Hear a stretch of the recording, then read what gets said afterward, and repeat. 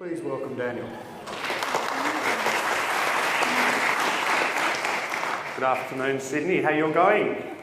Good. Hey! I think conferences and music festivals kind of different, kind of get on the up in the afternoon and exciting, but I'm going to start with a little bit of up. I'm not going to do what Sue did and get everyone to stand up, but just a quick question to open proceedings. Does anyone here, raise your hand if you've ever been to a hackathon or a hack day? Yeah, so we've got a few in the room. Do we have anyone who's like a designer, a developer, coder? All right, be a little bit mindful of that before I get into it. I'm not. I've been to a few hack days, done a fair bit of work in digital innovation, as has the company, and I guess to kick things off, one of the first things I want to lay on the table is just because you know a heap about technology, it doesn't mean you make useful technology. In fact, I've really struggled in my time to find people who, I guess, can swing both ways, partly kind of really enriched with their insight knowledge in the consumer world and also really insightful and wise when it comes to the latest tech. And both sides certainly have a lot of strengths and weaknesses, and I guess it's when you collide them that you can get some really great outcomes. Understanding people and their needs is key to meaningful digital innovation, and that's certainly the heart of the case study I'll be taking you through today. On the back of that, I think we've probably heard a bit about context and these kind of things today already, but these days, with technologies and with the wearable revolutions going, people don't use technology in one place for one reason. In fact, different contexts and motivations influence consumers' needs and behaviours, and this is just a reality of the world we live in. There's been a bit on big data telling us about the what, the where, the how. The why is a big thing, and to understand the why, you certainly need to understand the context and the motivation of consumers as they use your technology when it comes to digital innovation.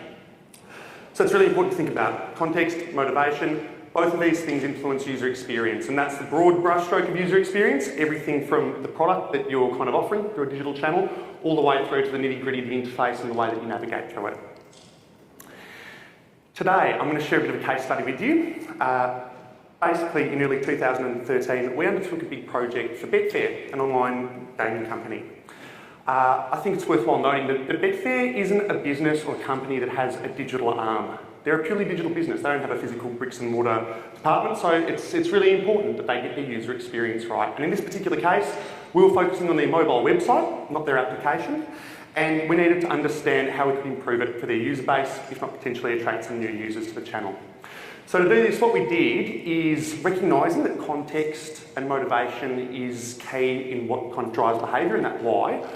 We did a three-phase approach. The first phase, we sent a whole heap of betters out into the real world to basically make their own usability videos on their mobile phones. They went to the mobile website and they recorded these videos where they basically, I'll show you one shortly, but what they basically did is they would narrate their experience of a Betfair or a competitor mobile website while they placed a betting task and kind of took us through their journey.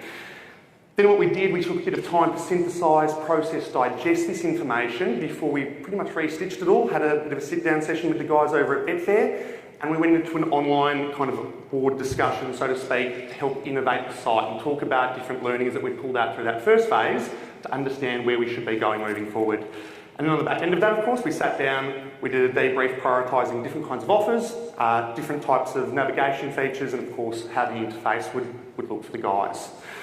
Today, the main part I'm going to look at, though, is the in-field mobile usability testing phase of this methodology. And I think what I'll be at pains to point out is there's probably things in here, if you're not into this user experience digital space, that are very applicable to online research as a rule of thumb, and hopefully you can take something away from it.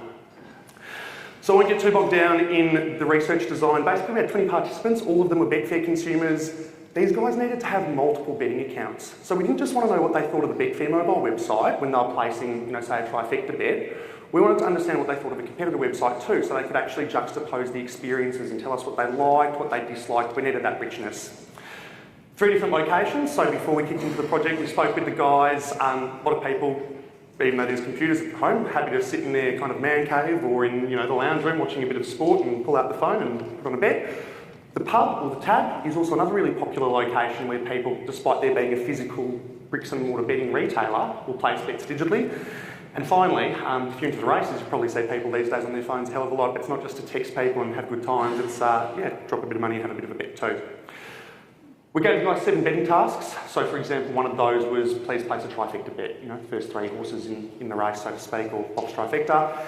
And then what we did, to the point I mentioned earlier, is we got the guys to go into these different contexts and locations, and using an app called Magitest, we got them to make usability videos. So that we got them to record their on-screen experience, narrate the processes that was happening in real time to tell us what they kind of were experiencing, what they liked, frustrations, what they disliked. Once they'd done that on the Betfair and competitor side, we got them to answer some additional questions to juxtapose the two experiences and just reflect on what they'd undertaken. So it's all a bit abstract maybe until you see the video, so we could roll this one and turn the volume up. Stay down, that's right. I'm going to have... I've got 258 there, that's a slight technical issue, there we go. So I'll go back to here and I'll just do it for $1.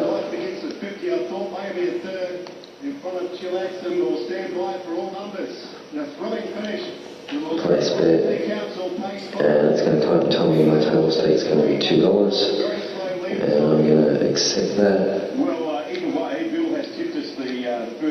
And now I've got some kind of, I must have been quick enough. See, this is an issue because this race hasn't started yet, and yet it's closed the pool. So that's a bit of a problem. So you can hear from that, Terry, the gentleman who was on his phone at the time placing this trifecta bet. Very simple issue. The TV was on, you could hear the noise in the background. He's waiting for the horses to get loaded into the gate, wants to place a bet on the race. The race is running late, Terry can't place the bet. He's a little bit ticked off by that. So that's an example of one of the simple insights that we could pull out from getting these guys to do this in real time. So what were the benefits of going down this route? Well, there's a couple of different things.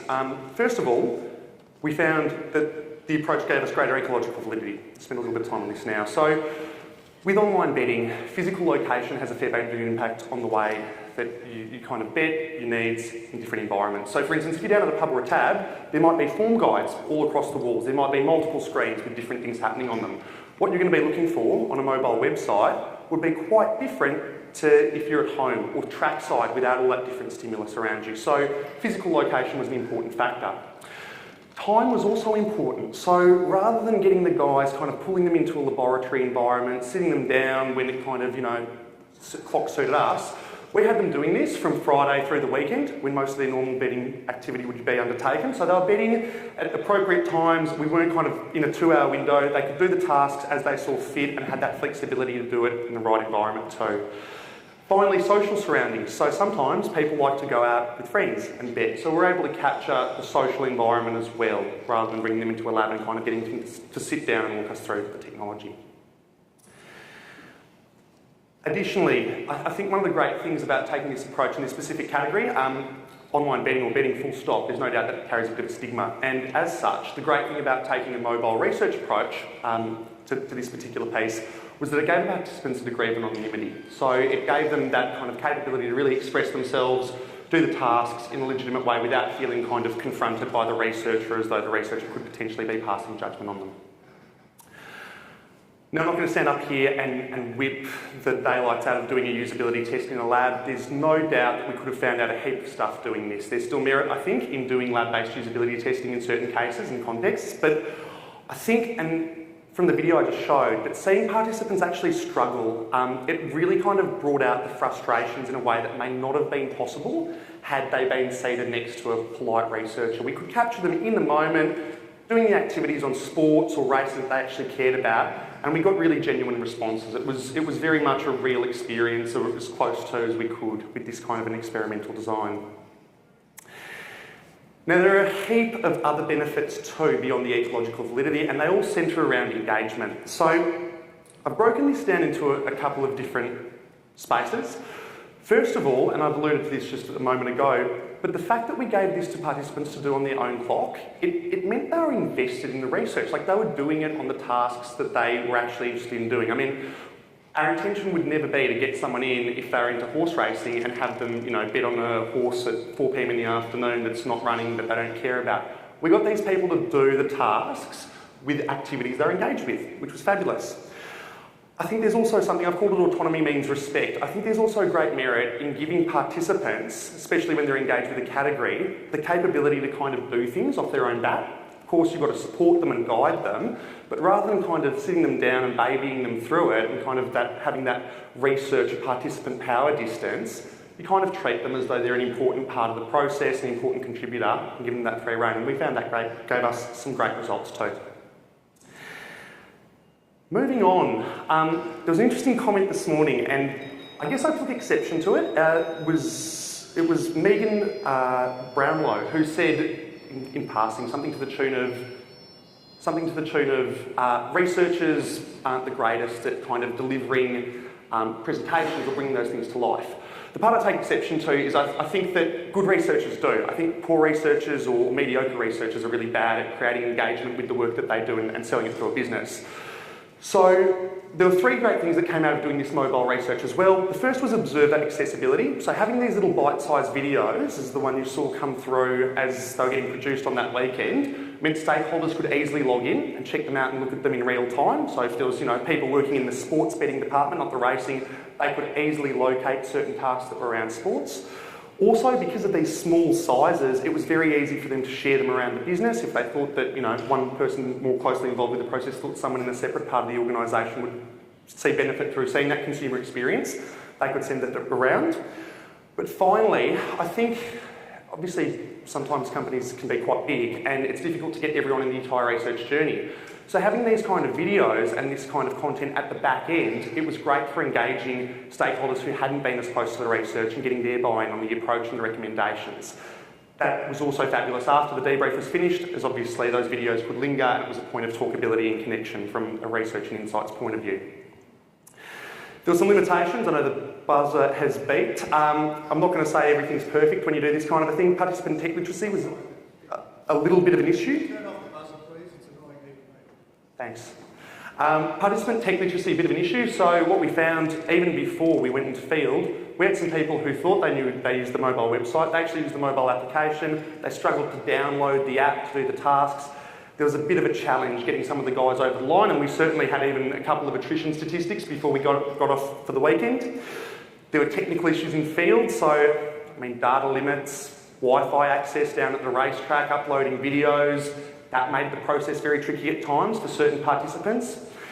Look, another thing with online research, and I think you've just got to be mindful of it, comes part and parcel with some designs, is repetition and wear out. We had a very similar series of questions when we asked consumers to juxtapose the experience between the Betfair and competitor mobile websites. So a few participants said, it was a bit arduous doing that time and time again over the 7 tasks. And then finally, there's actually a functional limitation in the technology we used. What it didn't allow us to do, which thankfully we realised by asking some extra questions, it didn't allow participants to open up multiple windows, which some people like to do because they like to compare multiple sites before they place the bet. So thankfully we could capture that through the discussion we had on the back end. So looking forward, what would be some of the key considerations when designing similar methodologies? So there's a few things here, and I think, again, probably more applicable across broad mobile research, full stop. Practice tasks are worth their weight in gold. So in this particular occasion, we're going into field for Friday, Saturday, Sunday to get the guys on the weekend when they bet. I basically had everybody do a practice task, a simple one in the related category. I got them to upload a video using the Magitest app of their favourite sport site. So everyone was pretty much locked and loaded and ready to go before the weekend started. That was an expectation, and obviously it helped make sure that everyone was ready to go by the time Friday afternoon came around and wasn't freaking out. Give participants an example to set the standard and show it's easy. So in this case, they were making usability videos. Sure, we're all familiar with video ethnography. You get participants to make a mobile video in their own home. It really makes a humongous difference when you get a researcher, or just get the camera on yourself, do an adjacent category and show them, hey, this is a bag of potato chips.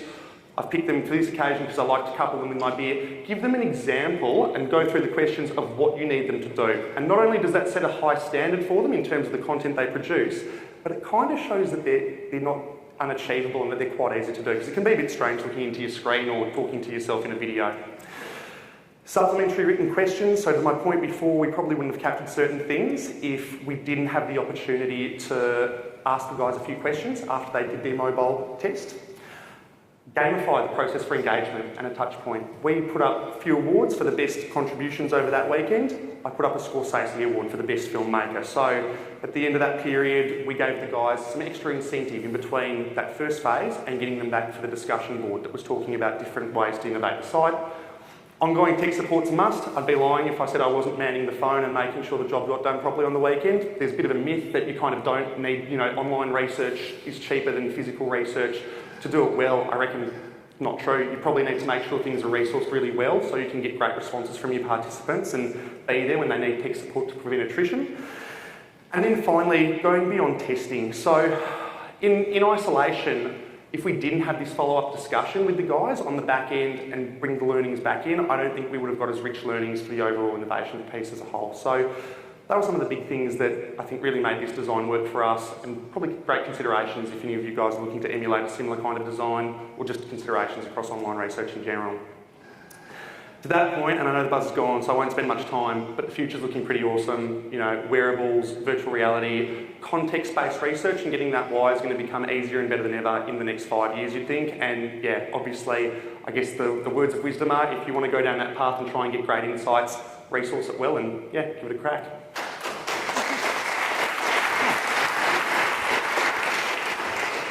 Thank you, Daniel. We've got a couple of minutes. Any questions for Daniel? Oh, look, lots. Okay. Here. And next hand. 2 here. Okay. Hello, Sarah, and I actually work in UX. I'm interested in the camera technology you're using on the phone that we saw there. Yep. So when you say camera, sorry, are you talking about capturing the screen or? Yeah, you had a little camera device on one of the photos that was attached to the mobile device. No, it wasn't. That was the great benefit of it. So what we did is we basically had an application called Magitest, which automatically captured the screen. So rather than kind of gearing people up and locking them and clunking them while they walk around a racetrack, it was all there for them to do in a far less intrusive way. Oh, cool. I just thought I saw a picture and I thought, oh, that's interesting, but yeah, I want to get that technology. Yeah, cool.